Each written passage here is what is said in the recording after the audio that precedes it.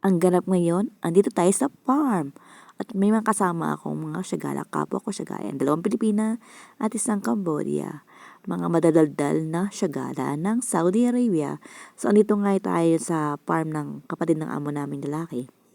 As you can see, ayan na yung mga dab, ibon na medyo malaki. May mga maliliit din. Kasi yung mga maliliit, yun yung mga baby pa. So kung makikita nyo dyan, may dalawang klaseng kulungan. Yung mga puti at dyan yung mga, para may mga batik-batik or may mga gray.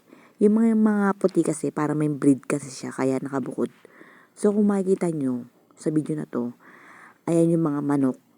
Yung mga manok na yan, parang nature or ewan kung anong tawag dyan nila. Basta, nangingitlog silang lahat.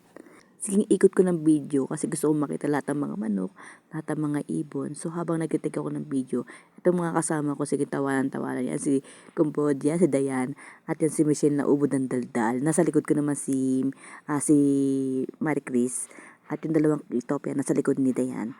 So, ngayon, pinag-uusapan namin yung mga ibonin kasi nga, marami siyang itlog. Maraming itlog na nagkalat, maraming itlog na namatay, maraming baby na namatay, maraming mga ibon na naglilimlim. So, pinag-uusapan namin.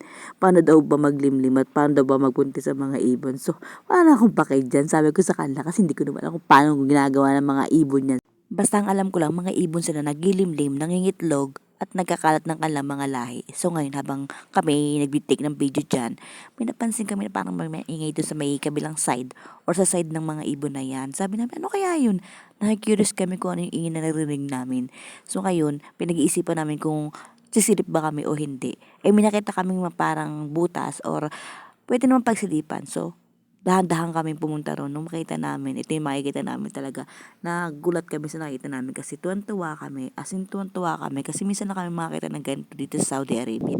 At ito nga, pupunta na namin yung mga ingin na narinig namin. At nagulat kami, ito yung nakita namin.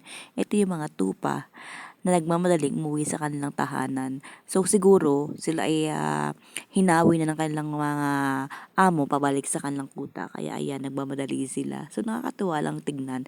At may nakita rin kami mga punang mga pig dito habang pabalik na kami sa bahay ng amo namin. Kasi nga naglalakad-lakad kami para malibang-libang. So kung makikita nyo dyan, napakalawak ng farm na yan, sobra. At yan, pabalik na kami. So guys, marami pa kaming gagawin. So magkita-kita tayo sa susunod na video. Thank you for watching. Sana nag-enjoy kayo sa aking video, kahit makulit at magulo. Bye guys! Thank you and thank you for watching.